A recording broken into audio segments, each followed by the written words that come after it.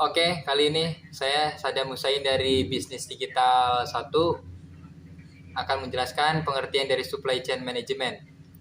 Secara sederhana, konsep Supply Chain Management adalah strategi yang berhubungan dengan kegiatan produksi, shipping, dan distribusi produk dari perusahaan pada pelanggannya.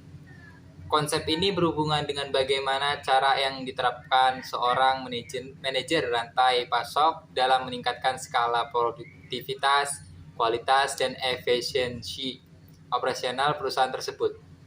Supply chain dan apa itu supply chain? Supply chain management merupakan dua hal berbeda. Supply chain adalah jaringan antara perusahaan dan pemasok saja. Sementara supply chain management adalah rangkaian dari proses pengelolaan, pemasok dan pelanggan. Sistem ini muncul sebagai fondasi yang mendukung pemenuhan kebutuhan konsumen sesuai bisnis. Rantai pasokan dalam bisnis bisa berbeda. Versi paling dasarnya yakni mencakup perusahaan, pemasoknya, dan pelanggan dari perusahaan ini. Namun untuk perusahaan yang lebih besar, maka cakupannya juga semakin luas. Supply chain management juga merupakan pengembangan lebih lanjut dari manajemen distribusi produk untuk memenuhi permintaan konsumen. Manajemen rantai pasok ini merupakan pendekatan terintegrasi antar fungsi maupun lintas organisasi dalam produksi dan mengantar produk ke pelanggan. Menekankan pada proses aliran barang atau jasa dari supplier, manufaktur, retailer, hingga konsumen. Aktivitas ini masuk ke dalam satu kesatuan tanpa sekat pembatas yang besar hingga mekanisme informasi transparan. Merupakan konsep menyangkut pola pendistribusian produk yang mampu menggantikan pola-pola dalam distribusi produk secara optimal. Pola ini berkaitan dengan aktivitas distribusi, jadwal produksi, dan logistik. Tak hanya melibatkan manufaktur dan supplier, namun melibatkan banyak pihak, termasuk konsumen, retailer, wholesaler, produsen, sampai transporter. Duduk. Ya, selanjutnya ada komponen dasar supply chain management. 1. Plan. Plan kesuksesan manajemen rantai pasokan terletak pada proses penentuan strategi. Tujuan dari proses perumusan yakni agar tercapai efisiensi dan efektivitas pada biaya dan kualitas produk yang sudah sampai ke tangan konsumen terjamin. 2. Source.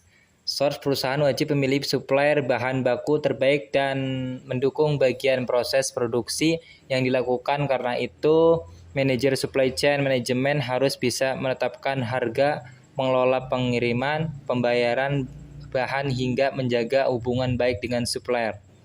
3. Mix.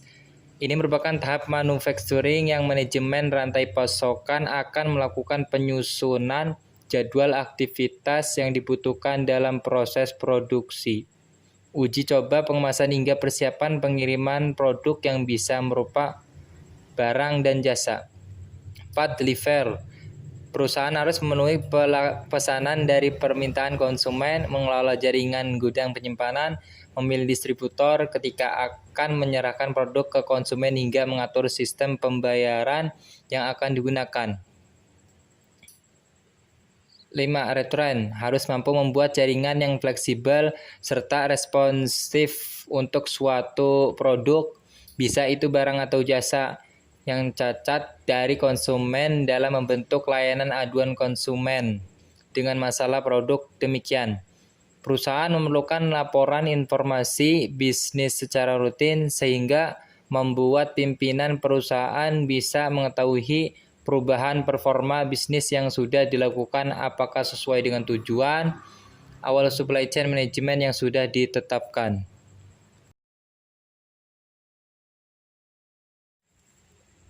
Terus, adapun tujuan supply chain management berada pada biaya minimum dan tingkat pelayanan yang maksimum. Manajemen ini mempertimbangkan segala fasilitas yang berpengaruh terhadap barang atau jasa yang dihasilkan dan biaya yang diperlukan untuk memenuhi kebutuhan pelanggan. Secara umum, tujuan dari manajemen rantai pasokan adalah memenuhi kebutuhan konsumen dan menghasilkan keuntungan. Dalam prosesnya, untuk memenuhi target tujuan ini, biaya yang harus dikeluarkan harus sangat diperhatikan. Memenangi persaingan pasar, dalam memenangi persaingan pasar, yang dibutuhkan rantai pasokan yang mampu menyediakan kebutuhan barang atau jasa yang murah. Selain itu, juga berkualitas, tepat waktu, dan variatif.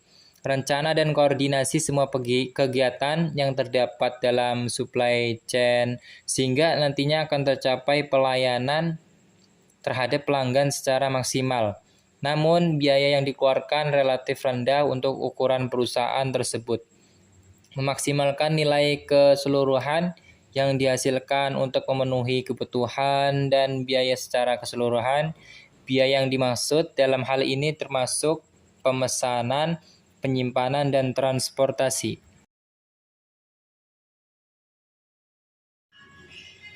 Berikutnya manfaat supply chain management. 1. Kepuasan konsumen adalah target dari kegiatan produksi setiap barang atau jasa yang dihasilkan perusahaan. Konsumen yang dimaksud adalah pelanggan setiap dalam jangka panjang membuat konsumen tetap setia dengan puasan pelayanan yang diberikan perusahaan. 2. Tingkatan pendapatan, artinya semakin banyak pelanggan setia yang didapat dan menjadi mitra bisnis perusahaan, maka dampaknya akan meningkatkan pendapatan perusahaan tersebut. Sehingga produk yang dihasilkan perusahaan tidak akan percuma karena diminati konsumen. 3. Menurunkan biaya, mengurangi biaya-biaya pada jalur distribusi, penekanan pada penurunan biaya termasuk dalam manfaat dari perencanaan manajemen rantai pasokan. Artinya mulai dari proses pengiriman hingga barang sampai ke tangan konsumen, biasanya biaya harus diperhatikan dengan baik. 4. Pemanfaatan aset tinggi. Sumber daya manusia akan semakin terlatih dan terampil mulai dari pengetahuan hingga keterampilan dalam bekerja. Tenaga manusia memang diperdayakan dalam penggunaan teknologi. Hal ini sudah menjadi tuntutan dalam penerapan supply chain management. 5. Peningkatan laba. Keuntungan perusahaan akan semakin naik apabila yang terjadi adalah semakin meningkatnya jumlah konsumen. Terus perusahaan semakin besar. Dengan mendapatkan keuntungan dari proses distribusi, produknya semakin lama akan semakin besar. Sehingga perusahaan tumbuh lebih kuat dan berdampak pada perusahaan yang akan semakin maju dan berkembang dengan keuntungan tersebut. Adapun prinsip-prinsip dari supply chain management itu sendiri adalah sinkronisasi dan koordinasi aktivitas dengan aliran barang atau jasa. Hal ini dilakukan dalam suatu organisasi maupun antar organisasi. Contoh supply chain management dalam produk manufaktur, suatu kompleksitas yang penanganannya membutuhkan campur tangan semua pihak termasuk bagian lain. Berikut prinsip-prinsipnya. 1. Menyesuaikan relasi logistik untuk melayani konsumen yang berbeda. 2. Melakukan segmentasi konsumen berdasarkan kebutuhannya. 3. Mendengar dan mengamati sinyal pasar dan dijadikan sebagai sinyal tersebut sebagai dasar dalam perencanaan kebutuhan sehingga hasil prediksi konsisten dan alokasi sumber dana bisa optimal. 4. Membedakan barang atau jasa yang sesuai dengan kebutuhan konsumen dan mempercepat konversi sepanjang jaringan rantai pasok. 5. Mengembangkan strategi teknologi pada manajemen rantai pasok dalam mengambil keputusan hierarki dan memberi gambaran jelas aliran produk. 6. Penerapan adopsi pengukuran kinerja secara keseluruhan. Tujuannya meningkatkan pelayanan terhadap konsumen akhir. Adapun yang terakhir yakni proses bisnis SCM, supply chain management. Supply chain management melibatkan begitu banyak proses mulai dari persiapan produksi hingga pemenuhan kebutuhan konsumen. Berikut ini beberapa proses yang ada dalam manajemen rantai pasok suatu perusahaan. 1. Customer relationship management. 2. Customer service management. 3. Demand management. 4. Customer demand fulfillment. 5.